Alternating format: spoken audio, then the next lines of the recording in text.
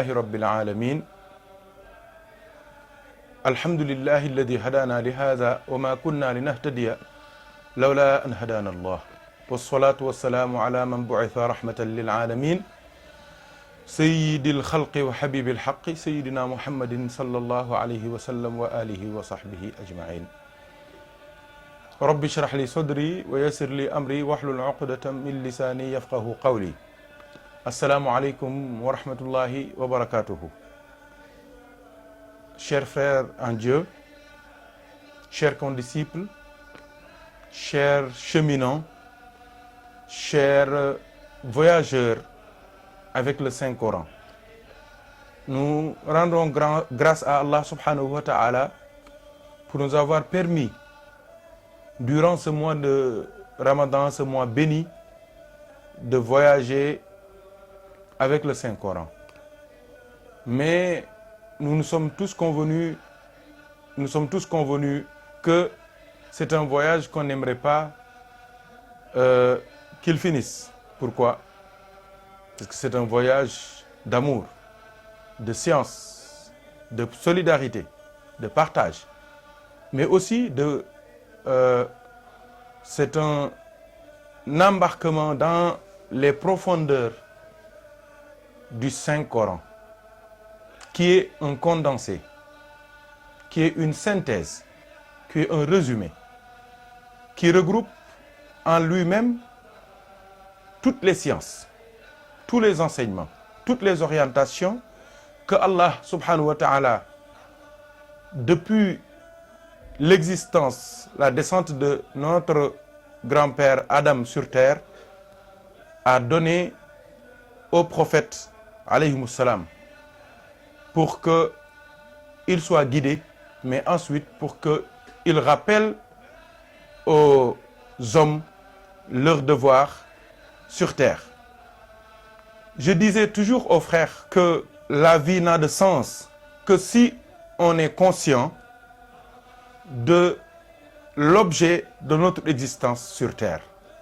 La vie n'a de sens que si on est conscient, qu'on maîtrise, qu'on connaît, et on s'attelle à l'objet exclusif de notre existence sur terre. Et cet objet se résume dans le verset où Allah subhanahu wa ta'ala nous dit وَمَا خَلَقْتُ الْجِنَّ وَالْإِنسَ إِلَّا لِيَعْبُدُونَ.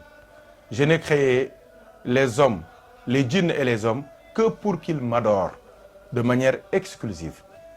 Et alhamdulillah, l'adoration d'Allah ne peut se faire que dans le cadre d'une prophétie, dans le cadre d'un chemin dont celui qui le balise est un prophète, c'est un envoyé d'Allah subhanahu wa ta'ala. Et ces prophètes, Allah les assiste par ce qu'on appelle un support intellectuel, c'est-à-dire un livre révélé. C'est pour cela qu'aujourd'hui, Inch'Allah, après avoir parlé du Ramadan et de ses vertus, et surtout cette vertu qu'on appelle la patience, qui est une denrée rare de nos jours, nous allons aujourd'hui voyager un peu avec les livres révélés avant le Saint-Coran et le Saint-Coran lui-même. Nous demandons l'assistance d'Allah subhanahu wa ta'ala dans cette entreprise. Alhamdulillahi Rabbil Alamin, il faut dire que le nombre de livres que Allah a fait descendre sur terre est au nombre de 104. Beaucoup de frères ont tendance à mélanger le nombre de sourates dans le Coran et le nombre de livres révélés. Le nombre de livres, 104. Mais le nombre des sourates du Coran est égal à 114 sourates. Il faut dire que le Coran est un livre plein de codages, plein de secrets, plein de mystères. Mais Allah subhanahu wa ta'ala a facilité la maîtrise de toutes ces sciences dans le Coran. Et des exemples vont corroborer tout ce que je viens de dire, Inch'Allah. 104 est le nombre de livres que Allah a révélés. Ce dispatching, cette descente de ces livres se compose comme suit. Le prophète Sayyidina Shis, qui est le fils d'Adam, a reçu 50 livres. Le prophète Sayyidina Idris, alayhi salam, a reçu 30 livres. Sayyidina Ibrahim, alayhi salam, a reçu 10 livres, Suhuf Ibrahim wa Moussa.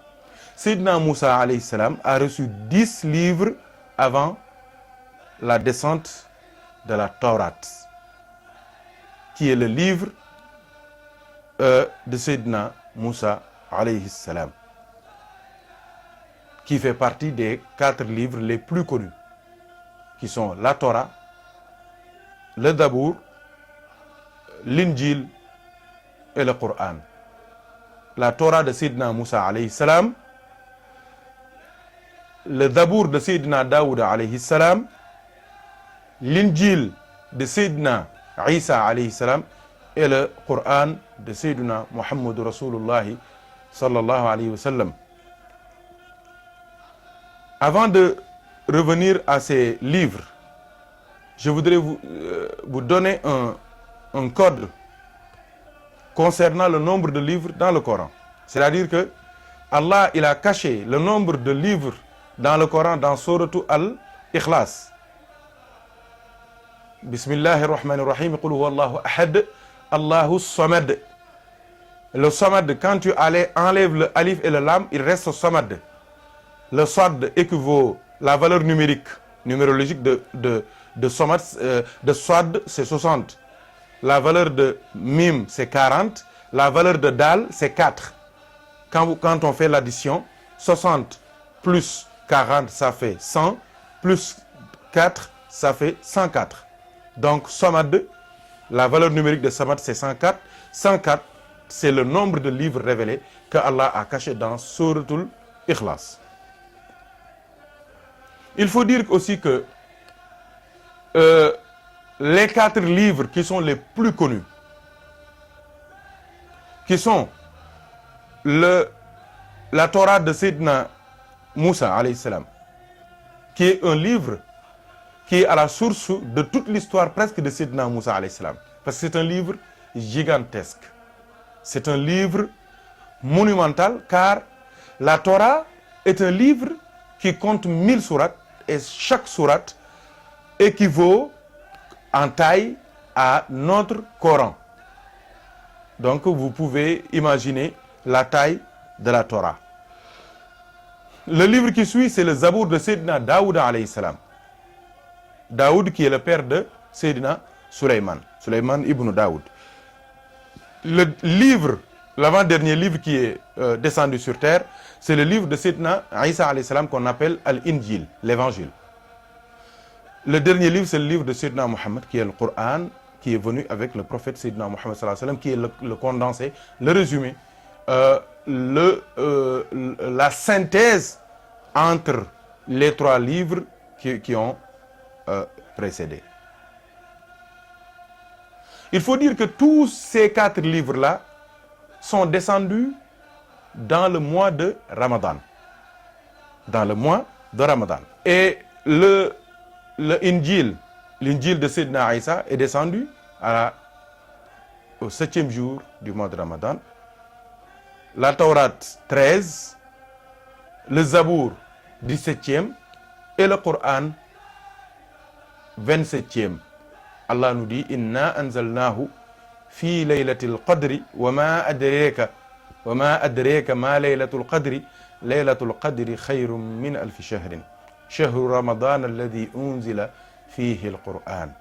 Donc il y a beaucoup de versets qui nous parlent de la descente du Coran dans le mois de Ramadan, mais dans la nuit du Laylatul Qadr. Donc Injil 7, Taurat 13, Zabour 17 et le Coran 27. Ça, c'est des informations que tout musulman doit connaître, doit maîtriser par rapport aux livres révélés. Là, on va parler un petit peu de ces prophètes qui ont reçu les livres avant ces 4 livres qui sont les plus connus. Il s'agit de Sayyidina Shis, alayhi salam, qui a reçu 50 livres et Sayyidina Idriss alayhi salam qui a reçu 30 livres. Sayyidina Shis, il faut le dire, Sayyidina Adam alayhi salam, qui est le père de l'humanité, ou bien le père numéro 1 de l'humanité, parce que l'humanité a eu deux pères. Le premier père, c'est Sayyidina Adam alayhi salam, mais le deuxième père, c'est Sayyidina Nuh alayhi salam. Abul Bashar al-Awwal wa Abul Bashar al-Thani. ولكن Abul Bashar في الحقيقة هو رسول الله صلى الله عليه وسلم. Le premier père de l'humanité, c'est Sayyidina Adam alayhi salam. Le deuxième père, c'est Sayyidina Nuh. Mais le père, le vrai père, dans la haqiqa, dans la vérité, dans la réalité, je veux dire, c'est le prophète Sayyidina Muhammadin sallallahu alayhi wa sallam. Il faut dire que Sayyidina Shis alayhi salam est le fils de Sayyidina Adam. Mais Sayyidina Adam, il a eu que des jumeaux. Avant la naissance de Sayyidina Shis, il a eu 20 jumeaux. C'était pour le peuplement de la terre.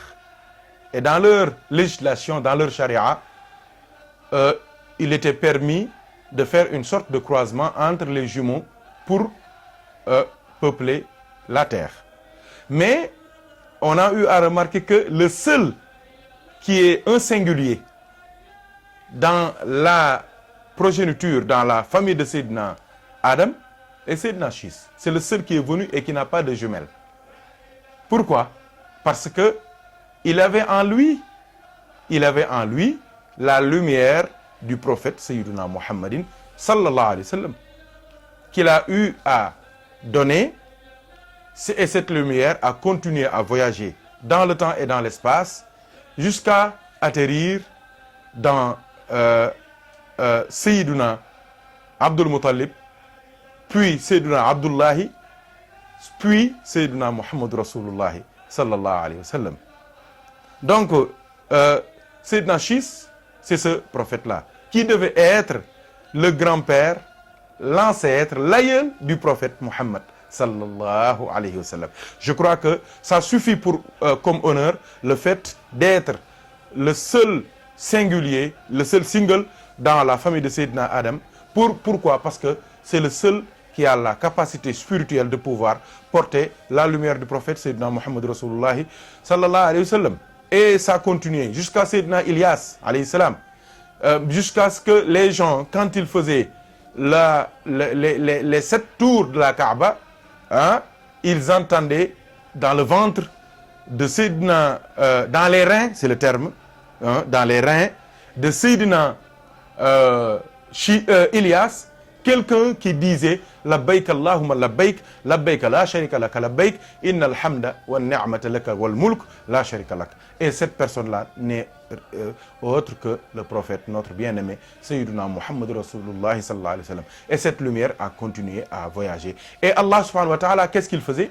Dans chaque siècle, Allah choisit la meilleure des femmes et il choisit le meilleur des hommes pour que ces deux personnes-là soient les porteurs de la lumière du prophète Sayyidina Muhammad sallallahu alayhi wa sallam. Pourquoi? Parce que Allah protège le prophète. Pourquoi? Parce que Allah aime le prophète Muhammad sallallahu alayhi wa sallam. Il ne veut pas que le prophète sallallahu alayhi wa sallam soit indexé parce que ses parents, ses grands-parents, ses ancêtres, ses aïeux ont été fautifs, ont fait du tort, ont fait des péchés. Allah voulait protéger l'intégrité, hein, l'intégrité spirituelle, morale et physique du prophète Sayyidina Muhammad sallallahu alayhi wa sallam. C'est pour cela que chaque siècle, il choisit le meilleur de ses hommes et le meilleur de ses femmes pour que ces deux personnes-là soient les ancêtres du prophète sallallahu alayhi wa sallam. Sayyidina Imam al-Busayri radiyallahu anhu, il disait lam tazal fi dama'iril kawni tukhtaru lakal ummahatu wal aba'u sallallahu alayhi wa sallam.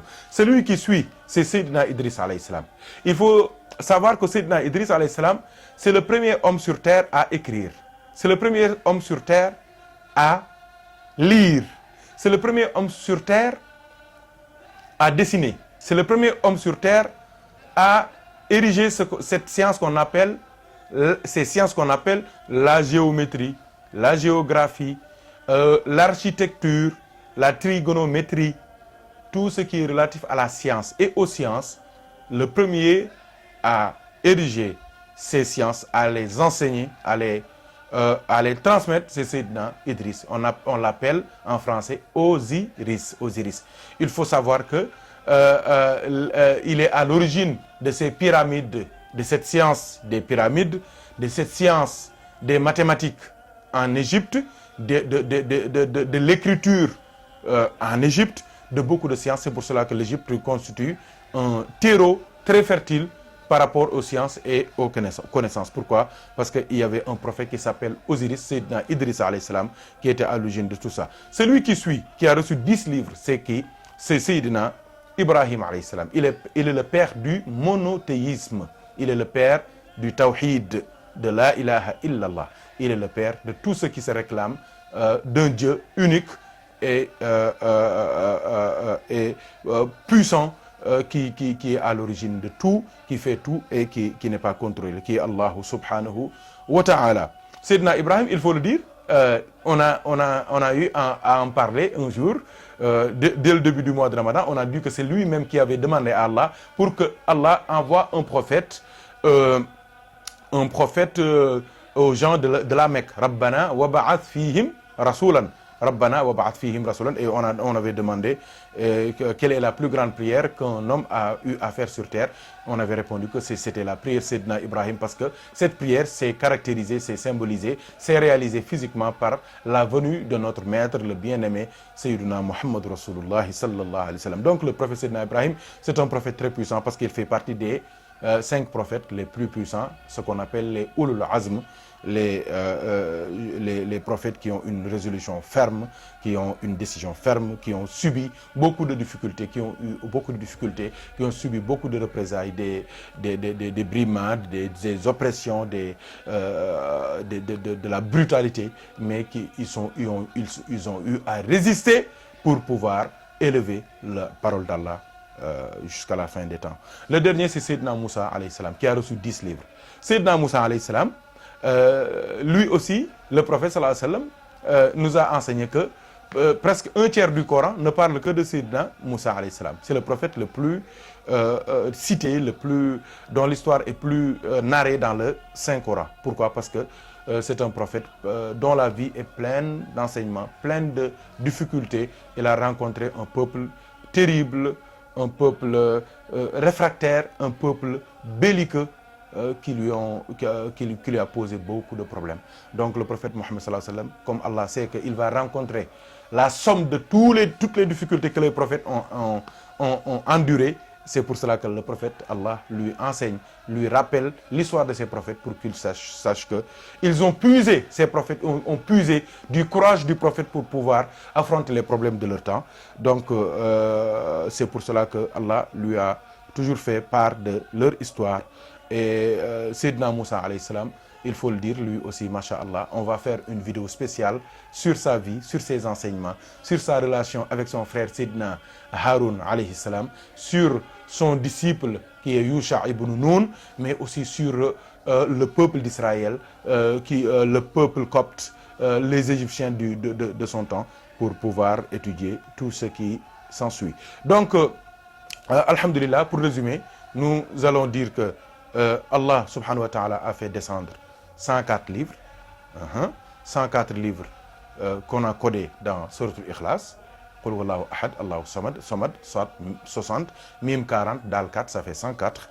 Et la répartition se fait ainsi: 50 pour Sayyidina Shis, 30 pour Sayyidina Idriss, et Sayyidina Ibrahim a reçu 10 livres, et Sayyidina Moussa a reçu 10 livres avant la descente de la Torah. Hein? Et les 4 livres qui vont venir, c'est la Torah de Sayyidina Moussa, le Zabour de Sayyidina Daouda, l'Injil de Sayyidina Isa alayhi salam, et le Coran du prophète Sayyidina Muhammad Rasulullah sallallahu alayhi wa sallam. Donc pour parler du Coran, parce que on a eu à parler des autres livres. Pourquoi? Parce que on voulait montrer 2 choses. La première chose qu'on voulait montrer, c'est que Allah subhanahu wa ta'ala a un amour et une miséricorde sans limite, incommensurable, insondable, incalculable pour ses créatures. C'est pour cela qu'il leur a envoyé 104 livres. Le nombre de livres que Allah a envoyé est un signe, est une marque de sa miséricorde. C'est la première des choses qu'on va souligner. La deuxième chose, c'est aussi montrer l'importance et la force du Saint-Coran. Parce que si le Saint-Coran est un condensé de 103 livres, donc c'est un livre qui doit comporter en lui-même beaucoup de sciences, beaucoup de connaissances, beaucoup d'histoire, beaucoup d'enseignements, beaucoup de législation, beaucoup d'interdits, beaucoup vraiment de connaissances venant d'Allah subhanahu wa ta'ala par l'entremise de Sayyidina Jibril envers ses prophètes. Il faut dire que ce Saint-Coran-là qui est descendu sur le prophète Mohammed sallallahu alayhi wa sallam dans ce mois béni qui est le mois de Ramadan, dans ce jour-là qui est la Laylatul Qadr, inna anzalnahu fi Laylatil Qadr, hein, ce Saint-Coran-là comporte 114 sourates. 114 sourates. Contrairement à ce que beaucoup disent, le 104, c'est le nombre de livres révélés, mais 114, c'est le nombre de sourates du Coran. Il faut savoir que ces sourates se divisent en 2 parties ou 3. Une partie de ces sourates est une partie mecquoise, as-suwar al-makkiyya, mecquoise, et l'autre partie, c'est les sourates médinoises, as-suwar al-madaniyya. Il faut savoir aussi, il y a une troisième liste de sourates qui certains exégètes, certains savants disent que c'est des sourates qui sont descendues et à la Mecque et à Médine. D'autres disent que, en fait, ces sourates sont descendues. Il y a une partie de ces sourates qui est descendue à la Mecque et l'autre partie est descendue à Médine. Il y en a d'autres qui disent que c'est des sourates médinoises, d'autres disent que c'est des sourates mecquoises. Donc ces sourates, elles sont au nombre de 12. Il s'agit de sourate Al-Fatiha, sourate Al-Ra'd, Al-Rahman, Al-Takwir, Al-Taghabun, sourate Al-Qadri, dont on parlait tout à l'heure, sourate Al-Ikhlas, sourate Al-Walaq, sourate Al-Nasi, sourate Al-Bayyina, sourate Al-Zulzila et sourate Al-Saf. C'est les 12 sourates qui font l'objet de divergences, si elles sont médinoises ou mecquoises, ou bien s'il y a une partie de ces sourates qui est descendue à la Mecque et l'autre partie à Médine. Donc, le reste, il n'y a pas de divergence sur le nombre. C'est-à-dire qu'il y a 28 sourates qui sont descendues à Médine et 86 qui sont descendues à la Mecque. Et parmi les questions qu'on avait posées aux frères dans Facebook, on leur avait demandé, il y a une sourate dans le Coran dont le nombre de versets comporte en lui-même, dans le nombre de versets, nous donne le nombre de sourates qui sont descendues à la Mecque et les sourates qui sont descendues à Médine. Et on avait répondu sur Facebook que cette sourate, c'est Suratul Baqara. Le nombre de versets de Suratul Baqara est égal à 286. 286, vous regardez, de la gauche vers la droite, ça fait 28. De la droite vers la gauche, c'est bien Racine? De la gauche vers la droite, ça fait 28. 28, c'est le nombre de sourates descendues à Médine. Du milieu vers la fin, ça fait 86. C'est le nombre de sourates descendues à la Mecque. Donc, et 286, c'est le nombre de versets de Suratul Baqara. Ça aussi, ça fait partie des codages du Saint-Coran. Il faut dire que aussi la valeur et la force spirituelle et théologique de la Sourate Baqara est puisée aussi dans le fait que Suratul Baqara comporte ce qu'on appelle Ayatul Kursi. Ayatul Kursi, qui est la meilleure de toutes les ayats du Coran, le meilleur des versets du Coran, c'est Ayatul Kursi. Il y a aussi une prière d'une valeur inestimable que tout musulman doit maîtriser. Parce que Ayatul Kursi, le prophète sallallahu alayhi wa sallam, il a dit, celui qui récite après chaque prière Ayatul Kursi, rien ne l'empêche de rentrer au paradis si ce n'est la mort. Donc s'il meurt, sur le champ, il va au paradis. 5 Ayatul Kursi, c'est un laissez-passer pour le paradis. 5 Ayatul Kursi, chaque prière tu fais 1 Ayatul Kursi, une Ayatul Kursi. le prophète sallallahu alayhi wa sallam, il a dit rien ne t'empêche d'entrer au paradis si ce n'est la mort. La deuxième chose qui est à la source même de la force de Souratul Baqara, c'est qu'il y a Aman al-Rasoul. Et Aman al-Rasoul, c'est là où Allah a résumé l'histoire du prophète Mohammed, l'histoire de tous les prophètes, l'histoire de tous les peuples des prophètes, l'histoire de l'amour d'Allah pour le prophète, c'est dans Aman al-Rasoul, l'histoire de l'amour du prophète pour son peuple, c'est dans Aman al-Rasoul, la différence entre le peuple du prophète Mohammed et les autres peuples aussi, c'est dans Aman al-Rasoul. Et les meilleures prières sont dans Aman al-Rasoul. C'est pour cela que le prophète sallallahu alayhi wa sallam, il a dit Baqara, Souratul Baqara, ce qu'on appelle les sorciers, ceux qui font la sorcellerie, ils ne peuvent pas réciter Souratul Baqara parce que Souratul Baqara les rejette et les chasse de partout. Ils luttent, c'est une sourate qui est efficace contre les djinns, les shayatines et tout ce qu'on ne peut pas voir et qui peut constituer une source de nuisance pour les hommes. Donc, alhamdulillah rabbil alamin, j'espère que les quelques minutes qu'on a partagées, Inch'Allah, vous seront profitables dans votre quête perpétuelle du savoir. Et nous demandons à Allah de nous donner la baraka de Laylatul Qadr, de nous donner la baraka du Shahru Ramadan al-Mubarak, mais aussi de nous donner la baraka du prophète Sayyidina Muhammad sallallahu alayhi wa sallam, en qui Allah a mis toute sa confiance pour lui donner l'ensemble des barakas de tous les livres pour les condenser dans Al-Qur'an, pour condenser le Coran dans Souratul Baqara, pour condenser Souratul Baqara dans Souratul Fatiha, pour condenser Souratul Baqara dans Bismillahir Rahmanir Rahim, pour résumer Bismillahir Rahmanir Rahim dans le bas, pour résumer le bas dans le point du bas, pour résumer le point dans ce qu'on appelle Al-Haqiqa Al-Muhammadiyya, qui est la réalité mohammedienne. Qu'Allah nous assiste et nous aide, qu'il nous donne longue vie, qu'il nous donne, Inch'Allah, la baraka de tout ce qu'on a cité, Inch'Allah. Inch'Allah, dans d'autres vidéos, on viendra parler de Aman al-Rasoul, de Ayatul Kursi, mais aussi des prophètes que Allah a envoyés, leur nombre, leur spécificité et leur force particulière, chacun avec ses spécificités, Inch'Allah. Qu'Allah nous aide et nous assiste, Inch'Allah.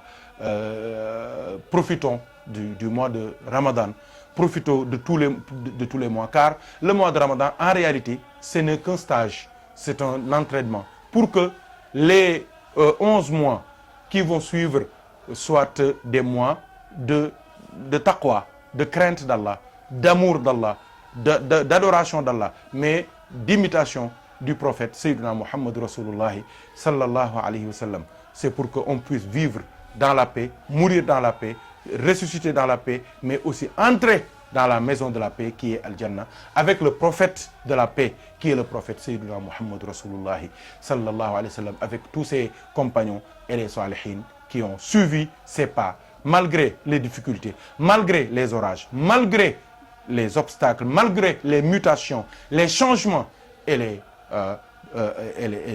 tout ce qu'ils ont eu à endurer dans toute leur vie. Qu'Allah soit satisfait d'eux, je parle des compagnons du prophète et ceux qui ont suivi le prophète Mohammed sallallahu alayhi wa sallam, qu'Allah déverse sa baraka aussi et sa prière sur le prophète Mohammed. De même que ces prophètes, tous les prophètes qu'on a eu à citer aujourd'hui et qu'on aura dans la vidéo qui vient, Inch'Allah, à parler d'eux et de leur histoire pour pouvoir connaître notre devoir sur terre.